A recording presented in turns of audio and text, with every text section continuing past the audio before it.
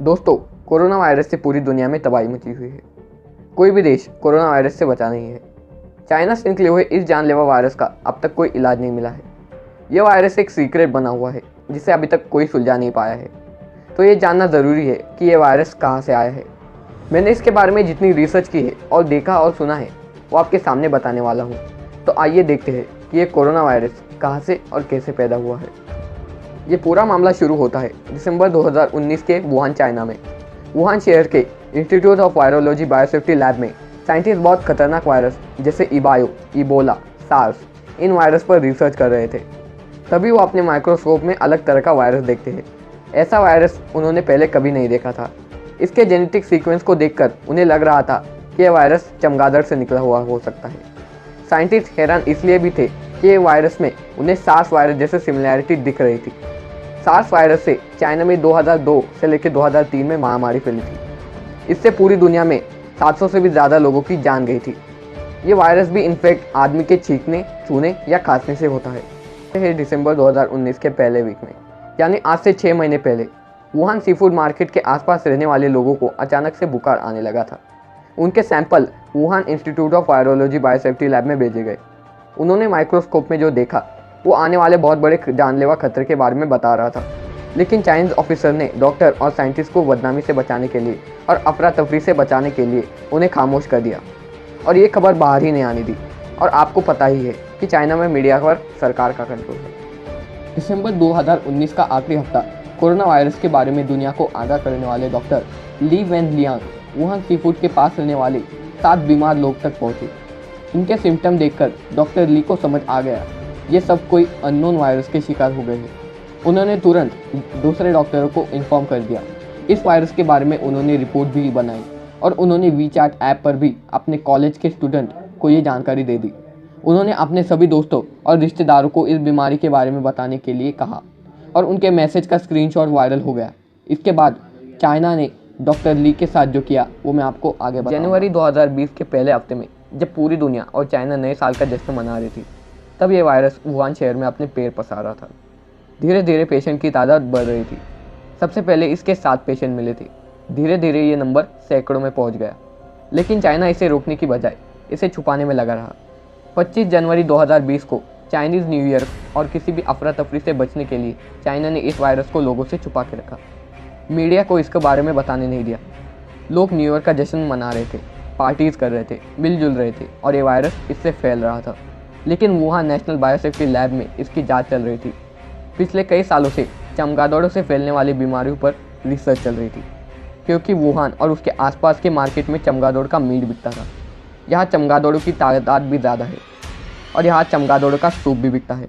और अभी तक साइंटिस्टों ने जो रिसर्च की है उससे ये क्लियर था कि ये वायरस चमगादड़ों से ही इंसानों में आया है।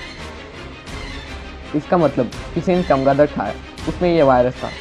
शायद कच्चा ही खाया या ठीक से पकाया नहीं, इसलिए उस आदमी को ये वायरस ट्रांसमिट हुआ और फिर उस इंसान से दूसरे लोग भी संक्रमित होने लग गए।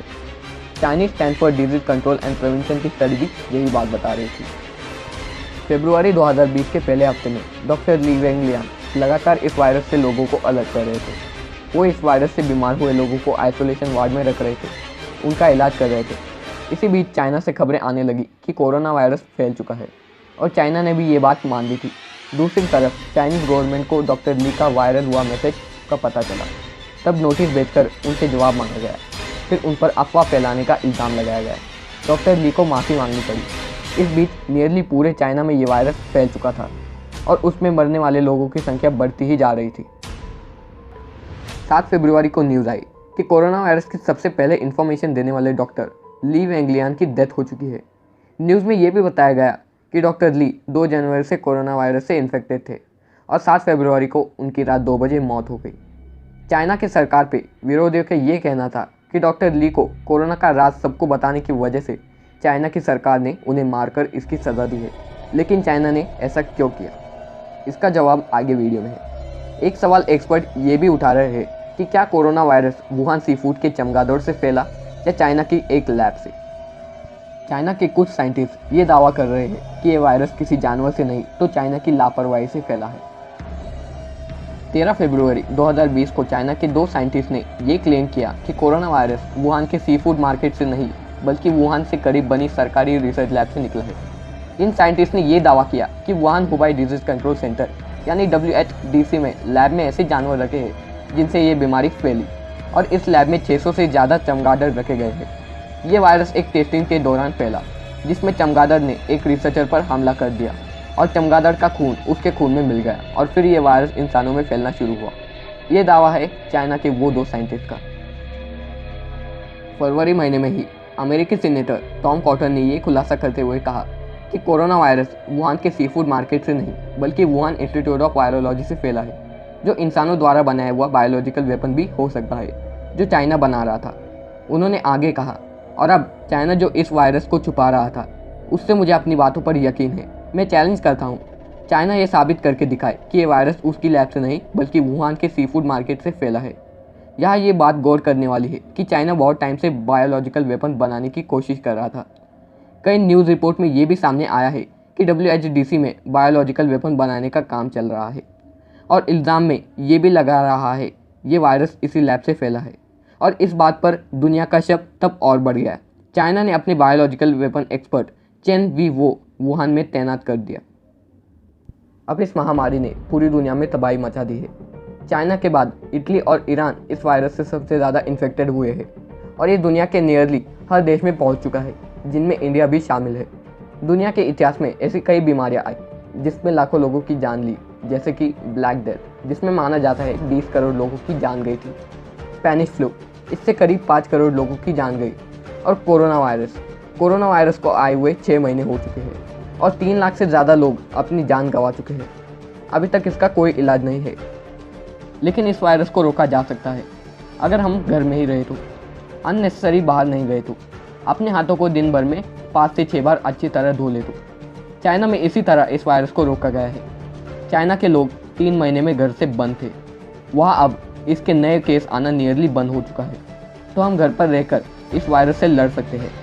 आप मेहरबानी करके, आप खुद पर भी मेहरबानी करके और अपनी फैमिली पर भी मेहरबानी करो और दुनिया के बाकी लोगों पर भी मेहरबानी करो और आप बाहर मत निकलो। इम्पॉर्टेंट बात याद रखिए, जब इंसान इस वायरस के साथ संक्रमित होता है, बाहर निकलकर जब वो घर पर आता है और भगवान न करे लेकिन वो इन्फेक्टेड हो जाता है, तब 5 से 10 दिन लगते हैं इसके सिम्टम्स सामने आने में। जब तक उसे पता चलता है कि वो इस वायरस से इन्फेक्टेड है, तब तक बहुत देर हो चुकी होती है, क्योंकि तब तक वो आदमी अपनी फैमिली, अपने दोस्त जिन जिन से मिला है, इस दौरान 5 से 10 दिनों में वो इन सब को ये वायरस ट्रांसमिट कर चुका होता है। अगर आप सोच रहे हो मुझे कुछ नहीं होगा, तब आप अपनी मत सोचिए, तो आप फैमिली, अपने दोस्त, अपने देश, पूरी दुनिया की सोचो। इसे हल्के में नहीं लेना है और पूरा पागल भी नहीं हो जाना है, यानी कि पैनिक नहीं करना।